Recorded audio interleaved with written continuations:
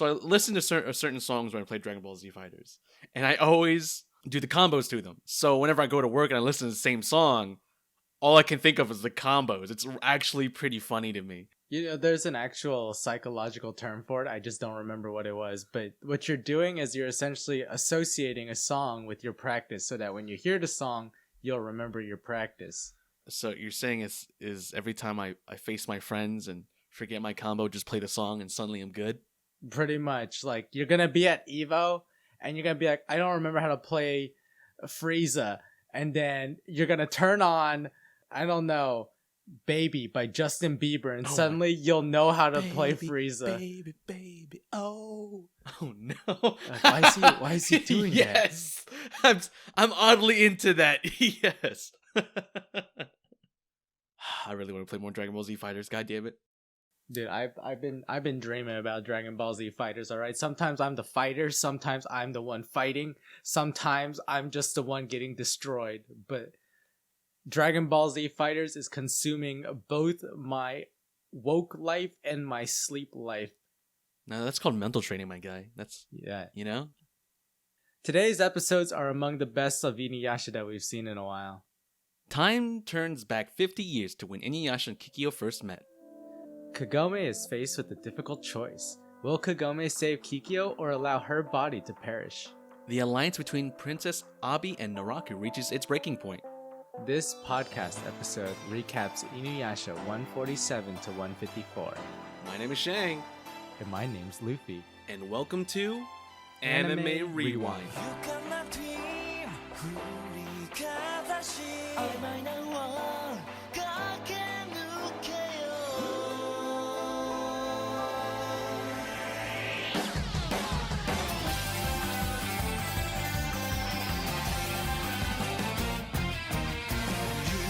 Welcome to Anime Rewind, the podcast where we revisit animes from our childhood and try to see if they hold up to today or if they should just remain a good memory.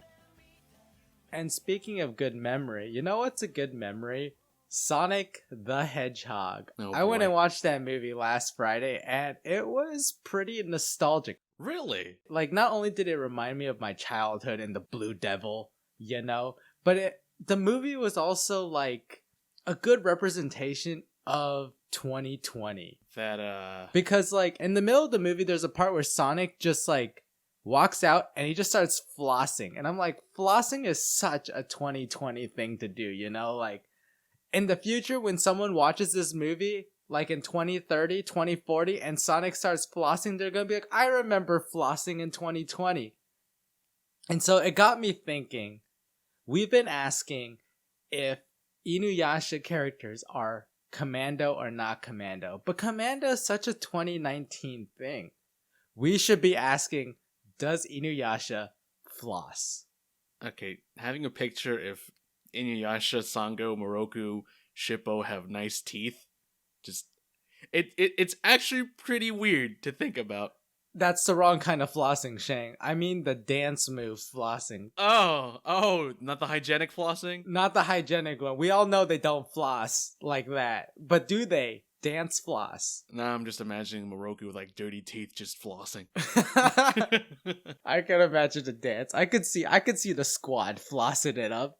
Floss battle against Naraku. Just Shippo with like wooden teeth just flossing. Like, oh no. Or no teeth. It's getting worse with this imagination. Oh no. Yeah, you're making it worse. Like, I had everyone just look normal flossing. Now I have wooden teeth Shippo trying to do some flossing and his hips are all bent out of shape because he's just hurting inside. Oh no. Look, flossing is a 2020 thing, and I think that we should really take a deeper look into the floss nature of our characters. So we got some trivia questions for us today. The listener retention segment of our podcast is here. We have 2 questions for you. So I worked hard on these. So question number 1. How many times in the anime have InuYasha and Kikyo kissed? 3. Maybe, okay. Question number 2. What One Piece character does InuYasha's Japanese VA voice? Oh, that's a tough one. That's a good one.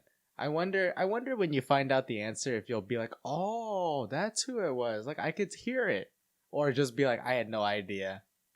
So in the meantime, while we wait and see what the answers are, for this episode, we watched InuYasha 147 to 154, and it was a good bunch. There was no filler this time, Shang. I hope you remember there was no filler in this batch of episodes. It's Oh all no. filler to me. I'm lost. I'm too far gone, man. It's been too long for this poor boy. I don't think we can pull him back.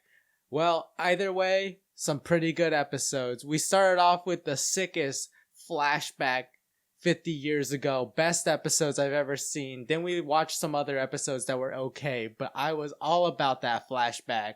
Me too, actually. I was like so into it. You know, we had a discussion about it. I sent you a clip. I was into it. So why don't we just go ahead and give a quick rundown of the episodes and what happened, and then we will transition into our usual segment talk.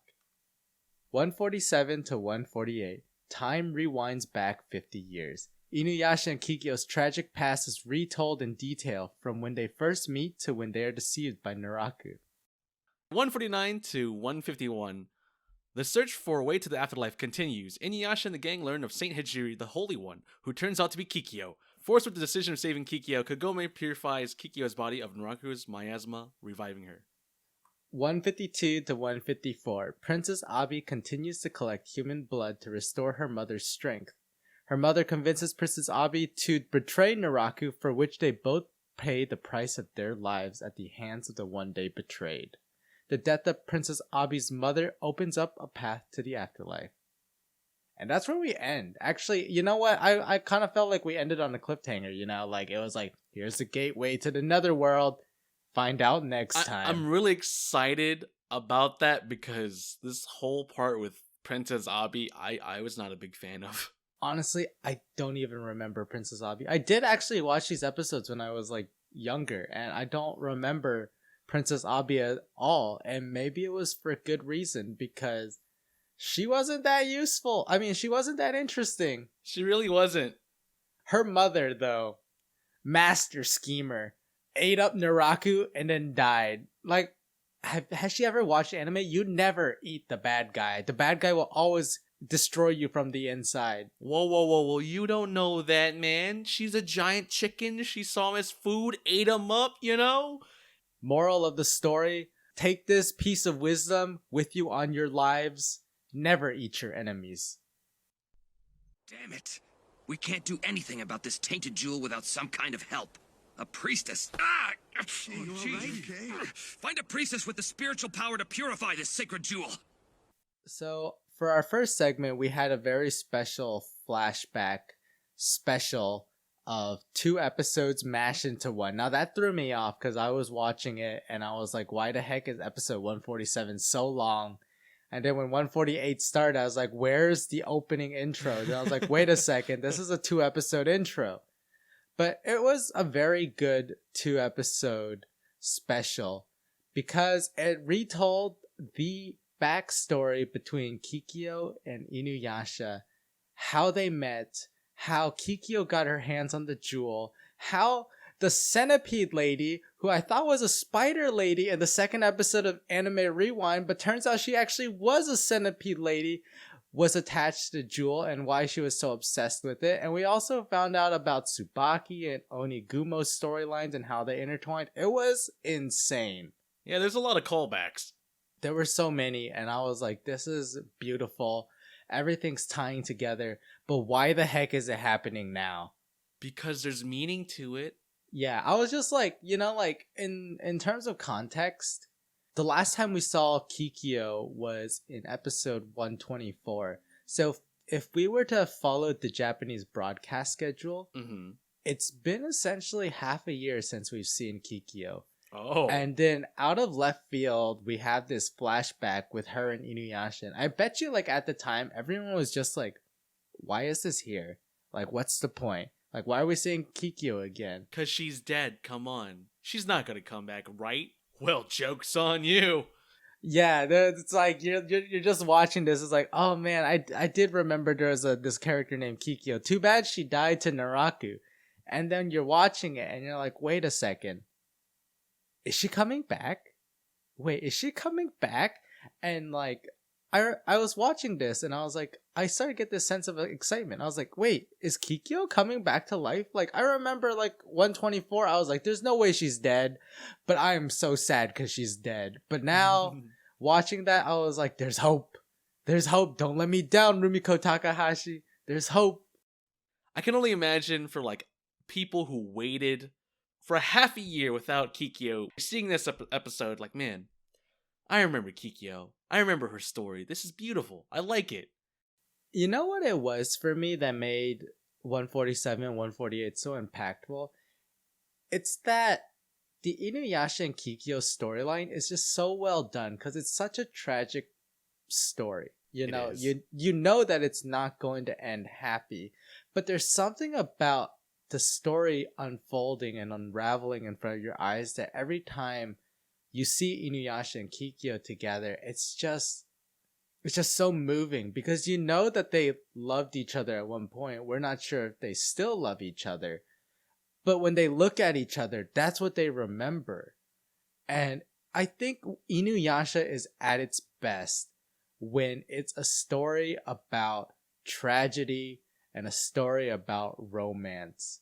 When InuYasha tries to focus on like adventure and the shonen side of things, like I feel like it falls flat. At best, it's mediocre. But when we get stories like InuYasha and Kikyo, or the interactions between Kikyo and Kagome and how they handle InuYasha, it's so good. And so 148 was like absolutely 10 out of 10 in my book. I loved that episode. The scene that Shang talks about is a moment when Kikyo explains to InuYasha about how they can be happy together by using the Shikon jewel to turn InuYasha into a human. And once the jewel is used, Kikyo's job as a priestess is over and she can be a regular woman. And it's just delivered so well. The music is done perfectly. It's just amazing. And what I think made it so good for me was that we know that the next day is when Naraku strikes and that's when everything goes south. And it's just like, what a beautiful scene. But things are about to go south very quickly. A beautiful scene into a terrible ending. Yeah, and like that's the story of InuYasha and Kikyo and how tragic it is that they fell apart, that Kikyo ended up dying, and that InuYasha ended up pinned to a tree. Oh, those episodes themselves could have been like a movie. I would have watched it over and over. If they turned that into a movie, I would definitely watch it, buy it on iTunes, buy it on Spotify, buy it on DVD, buy it on Blu-ray, buy it on VHS, it on... Oh no, Luffy, no, don't do this again, no. Printer paper. I'll buy it on everything. What? I'll buy it on everything.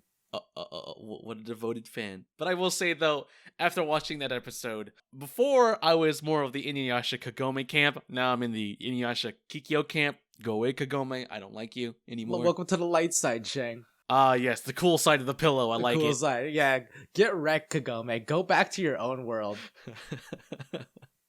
I forgot what else I was gonna say. There was another moment in those episodes that I thought were really good, but I cannot remember. Oh, you know what? There was an interesting parallel in this flashback when Kikyo's preparing the beads of subjugation and she's trying to decide on a word that will trigger the beads, which is the necklace that InuYasha has around his neck. Right. And so for Kagome, the word was sit. But for Kikyo, the word was going to be beloved, which makes no sense to me. So every time you say beloved, InuYasha's face just falls into the dirt. That's what I was thinking too. Is like, wait, why is it beloved? So every time you say beloved, he just drops face every time. Like, and I don't know how that suddenly got rewritten or just changed for Kagome. It's just sit. I'm like, okay. Well, I remember with Kagome's, wasn't it just the heat of the moment? They were on a bridge. InuYasha was about to kill her, and she just yelled, "Sit, boy." And he face planted. You know, was it because of the ears? Was it because she thought of him as a dog before she died or was going to die? I think InuYasha did get stereotyped. It's like he's a dog boy. He sits, right? And he does. Well, I don't know if face planting is really sitting, but I feel like that's a discussion for another day. Got it. Okay, Shang, actually, let me ask you this. Do you think that these 2 episodes were a return to form for InuYasha? I would say so. I would really say so because so far I haven't been too keen with these episodes, but ever since this popped up, it felt like InuYasha was coming back to roots per se. Because it almost felt out of touch. But now probably because of the adventure of InuYasha and gang being so grand to finding all the jewels, now it's kind of coming back together where it's like, all right, this is the final jewel. It's us against Naraku. No random Princess Abi or anything like that. It's just us against him again. And it's like, yeah, this is the story. And then Kikyo is back in. I'm like, yeah, this is the story. We're here. We're all here again. I'm like, yes, this is what I've wanted. Yeah, I definitely agree. And you know what was crazy about this episode? It's that this episode flashes us back to InuYasha and Kikyo's past, right? So in a sense, we're triggering nostalgia by going back to some episodes we watched like maybe half a year ago. But it also triggers the nostalgia of our childhood when we watched InuYasha as a kid. So it's like a double trigger of nostalgia in these 2 episodes. And I think that's why it was like so good for me. Actually, I realize now there is a lot of echoing in these episodes that we watch. Like the beginning of the episodes we watched, there was a lot that happened, right? But now, where we are now, there is a lot of echoing that happens. The whole InuYasha Kikyo past in full form. The battle with Naraku in the past is now coming back full circle to us against, or InuYasha and gang against Naraku again. And the whole thing with Kohaku trying to gain back his, his memories and his independence, I guess, and remembering like everything awful he did. And then Sango's trying to save him again. It's like, oh man, there's so much here that I remember. It's pretty nostalgic, like you're saying. Yeah, that's a good point. They're really reiterating what the original story points were, and I think a lot of it is going to be answered soon. Wouldn't you like to stop fighting? Huh? What do you mean? Stop fighting all the time. Stop and become human. Me? Become a human? It's possible. It's true that you are half demon, but you are also half human. If the sacred jewel of the 4 souls fell into the hands of a demon, their powers would undoubtedly increase. However, if it were used to turn you into a human, it would be purified. The jewel of the 4 souls would probably cease to exist. And then what? What would happen to you? My duty is to protect the jewel. Without it, I could live the life of an ordinary woman.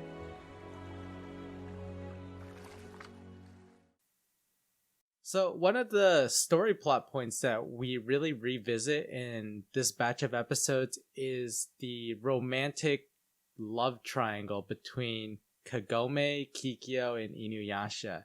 And so in the past, Kagome, not the biggest fan of Kikyo, Kikyo, not the biggest fan of Kagome, and InuYasha's just in the middle, kind of like, I don't know what to do, man. I'm just a dog boy living in a dog world. Can I have you both? Oh no. Yeah.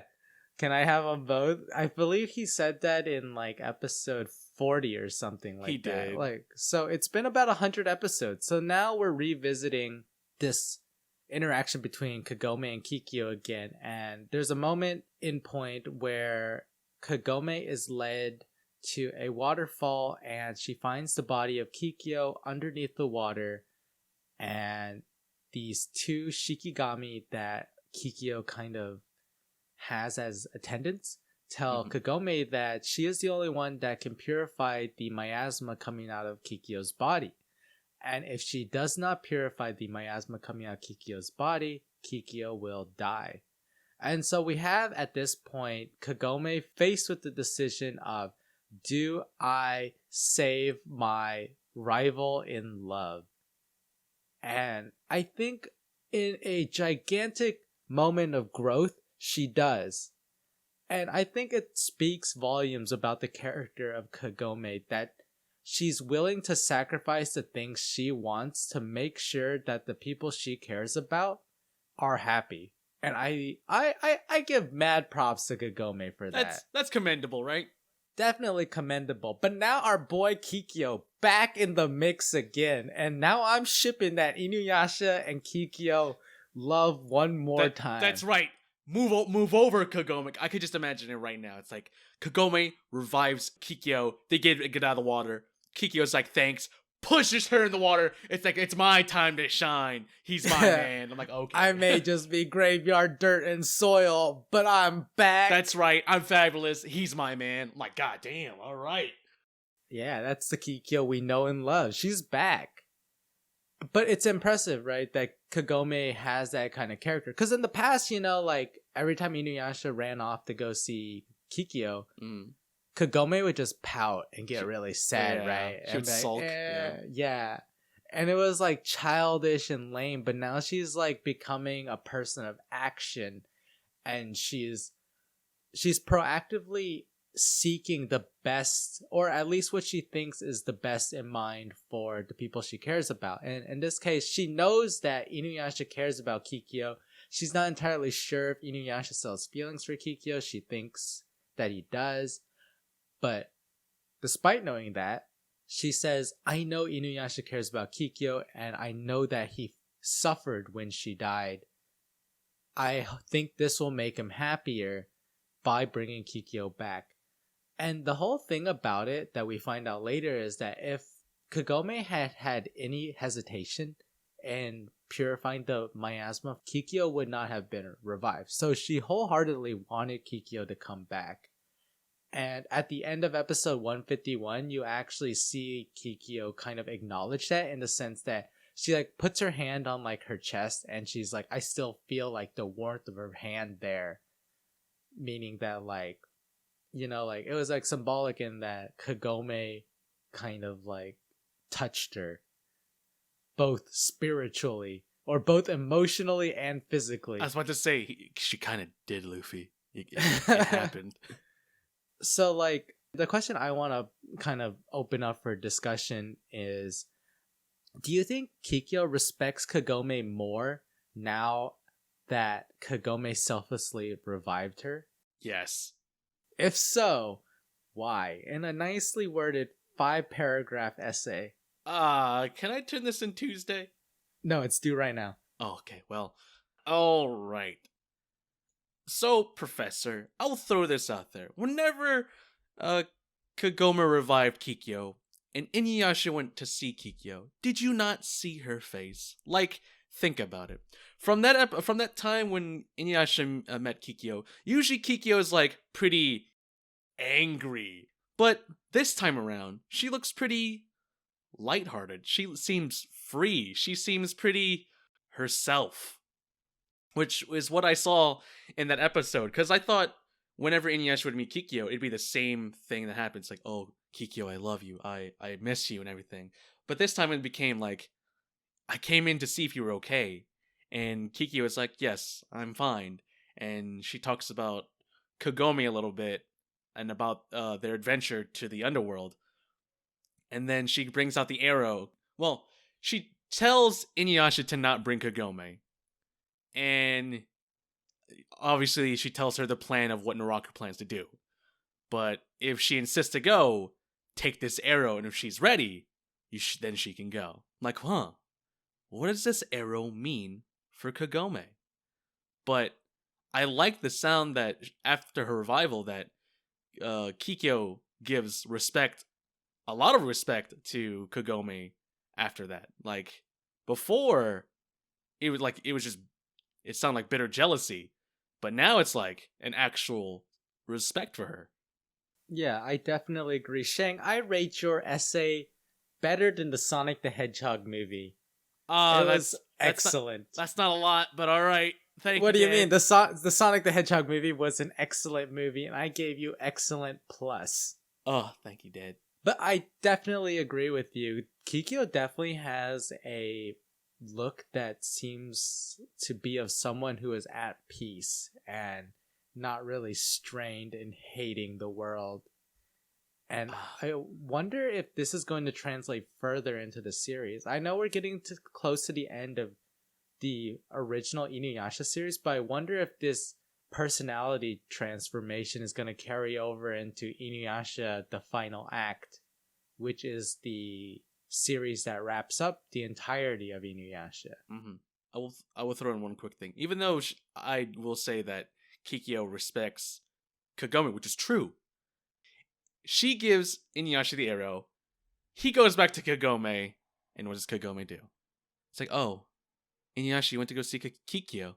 Yes, I did. Everyone's surprised that he admitted. Here's the arrow. It's like, what is this? Oh, it's Kikyo's arrow. Now, what did you do with Kikyo? Nothing. I went to go get the arrow. And she's like, I want to believe you.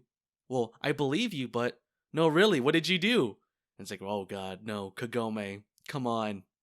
Come on. After that whole thing with reviving Kikyo, you can't just, like, trust that InuYasha just got an arrow and brought it back to see if you could use it or not. Like, come on. I know, right?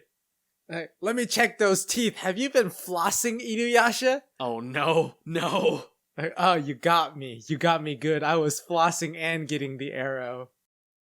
I think this set of episodes have been very developmental for understanding really the romance and meaning behind the love triangle of Kagome, Kikyo, and InuYasha. And I think this is the reason why Rumiko Takahashi took a step back and we spent like 4 to 5 episodes just revisiting this particular storyline, because at this point we've really hit a checkpoint where if you were to compare these 3 characters now to how they were in the beginning of the series, they've definitely grown up. Like, you can definitely tell there's a more mature air about these 3. Mm-hmm.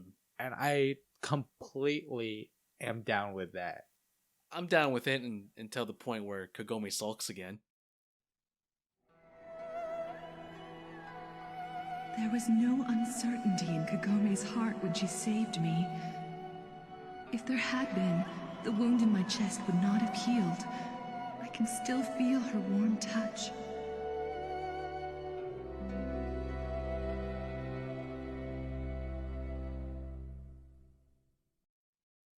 So Princess Abi essentially goes into villages with her army of bird demons, sucking out the blood to give back to her mother to dilute a poison in her body.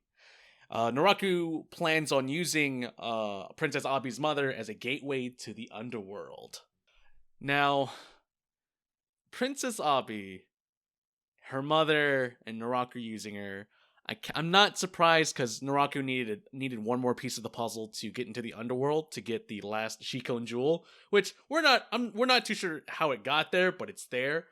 But Princess Abi's story in this is kind of bland to me. I don't know what it is. I just can't really get into it. Yeah, she was so useless. In a way, it was just more about her mother than actually her, because it's her mother that's the path to the afterlife. Princess Abi was just a vehicle in the plot to push us to reviving the mother.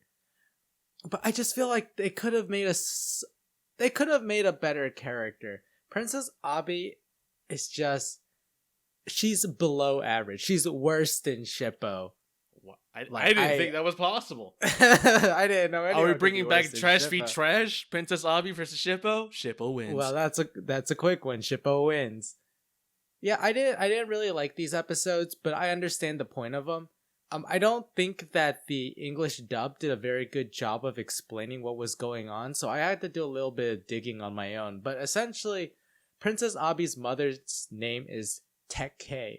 And Tekkei is a demon that possesses the ability to enter the demon netherworld because the demon birds that Princess Abi controls are actually demon birds from the other world. And so she's able to go back and forth and grab these birds and use them in the living world to do her terrorizing or whatever. And so Naraku actually had two options. He had option number one, which was to get Princess Abi's mother to cooperate and open a door to the netherworld. Or option number two, straight up butcher Princess Abi's mother and go to the other world. And of course, our good boy Naraku goes with option number two, butchers the mother after she eats them, and the portal to the netherworld opens up. And so then that's where the episodes end. And now we're faced with this whole thing where InuYasha, Naraku, finally about to enter the netherworld. What is going to await them inside?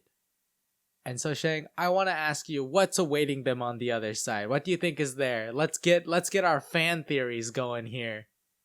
What if like what would their names again? Mozu and Bob? I was supposed to say Mozu and Shozu, but I don't think it's Shozu. I think it was Gazu? Something Zoo.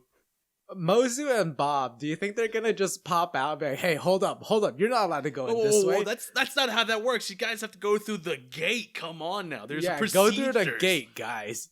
There's procedures here, man. Come on. Yeah, you think hell is a lawless place? There's procedures. Show us your passport. Spread those cheeks. Oh no. Turn back. Turn back. Turn back. I don't want to go to hell anymore. Never mind. My cheeks are sacred. What awaits them in the netherworld? Because I've never seen these episodes before, I'm going to assume just lots of demons. Lots of demons. I can say for sure what awaits them in the netherworld, a Shikon jewel shard. That's, yes. And death. I'm going to go with the safe answer, a Shikon jewel shard. But in terms of how they're going to acquire it, if they acquire it, I'm kind of excited to see. I definitely have a vague memory or a vague recollection of how it happens. But the memory is a little hazy. But I have a feeling inside of me that says that the next set of episodes we're going to watch are going to be amazing. Princess Abi's gone, so definitely they're going to be amazing. And so I'm really looking forward to it. I'm so upset. I'm kind of upset with the whole story of Princess Abi. I was expecting more, but just let down. Utter letdown. My mother is intrigued. She says she wants to meet you.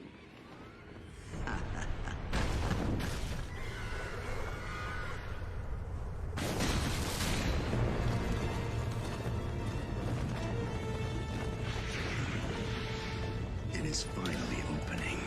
The path to the border between this world and the next.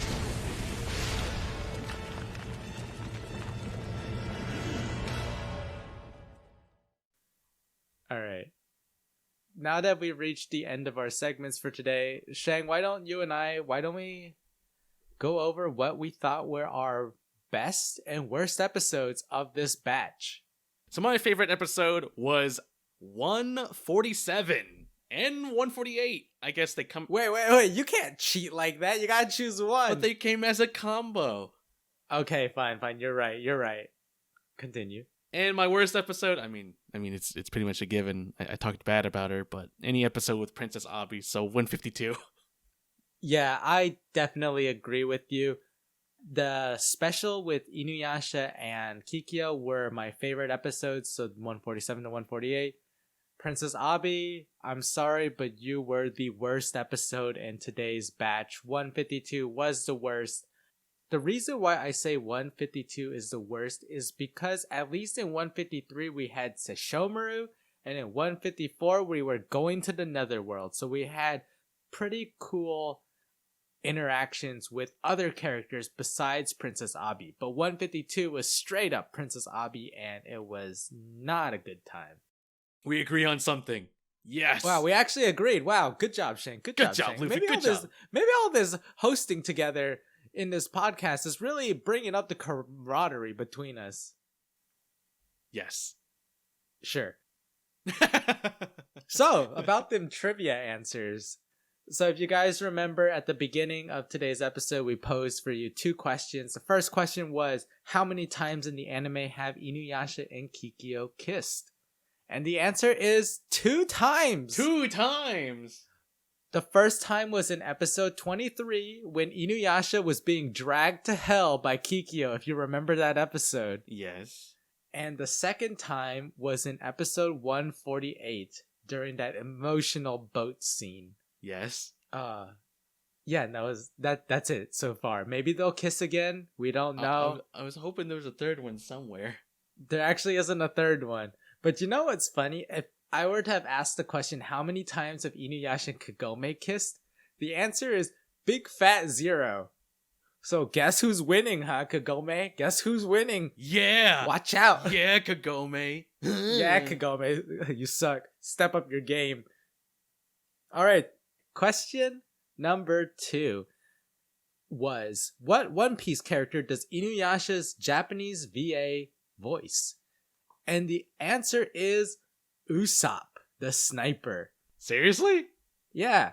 You can't really hear it sometimes, but when Usopp does his yells, you can almost hear Windscar. You can almost hear it.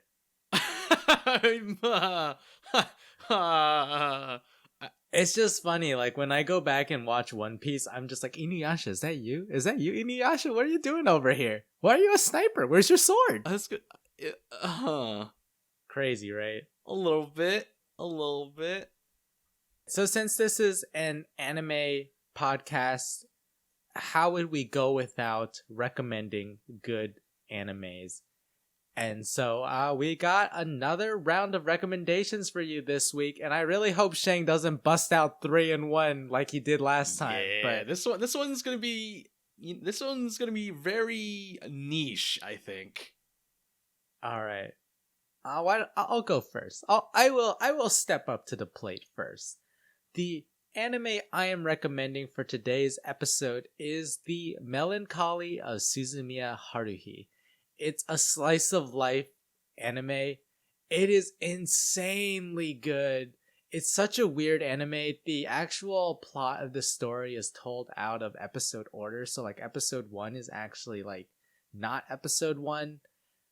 But I highly recommend it. I highly recommend you watch it in the broadcast order first. And if you love it, go back and watch it in the order of the plot, which you can easily Google. But The Melancholy of Suzumiya Haruhi is an amazing show. It's one of my favorite. I hope we cover it here on Anime Rewind one day. Possibly. Okay, now, I say niche only because for this anime, man, this is the first anime that I literally bawled my eyes out hard. Now, it's a romance slice of life anime. Now, I'm sure there's a lot of people who aren't really keen into those, but if you are, I'm sure there's a lot of people who know what Clanad is. It's pretty good. It's pretty lighthearted. It's really slice of life. But that ending, or towards the end, is heart-wrenching. It's rough. It's really rough. Now, essentially, Clanad is a story about these friends in high school, and then season 2, it's about them out of high school and what their lives are about, and the ending is just destruction to the feels. That's what I'm going to say about that. It's Clanad, a really good slice of life, a romance story that just kills you at the end. So, The Melancholy of Suzumiya Haruhi is watchable on Funimation. Clanad is available on Netflix and Hulu. So if those recommendations sound interesting to you, go check them out. If you want to cry, go check out Shang's recommendation. If you want to have the most wildest trip of your life, check out my recommendation and get back to us in 2 weeks. Tell us how you like it. Hashtag us out on Twitter. Flossing InuYasha, brand new hashtag. Forget hashtag Commando Kaede. That's 2019. We 2020 now. Can I get hashtag Wooden Teeth Shippo? Oh god. This has been Anime Rewind. You guys, thank you so much for tuning in and listening. As always, you guys are the best. Thank you for supporting this podcast. We are going 17 episodes strong, And speaking of 17 episodes strong, episode 18 will be out March 17th, where we cover InuYasha 155 to 161. This is the penultimate episode before the series ends. And season 1 of Anime Rewind ends too. So we're really gearing up for the finish here. So it's gonna be a wild ride here on out. The series is gonna get gooder. Our episodes are gonna get gooder too. Yeah. Everything's gonna get gooder. So we hope to see you guys all next time. But until then, my name's Loofie. My name is Shang. And remember, commando until proven not commando. 僕らにどんな世界が道なき道の先に待ってる声なき声はこのままどこにも届かずに消えてゆくの忘れない消せない今日の後悔も投げ捨てがむしゃらに明日を目指す朝日に照らされたキス笑い合って終わることない旅を続けよう向かい風としていながらそれでも進む理由があるだから友よ置いてくためだけに生きるのはまだ早いだろう身につけたもの抱え込んだもの手放した時始まる何かうまく生きてくレシピを破り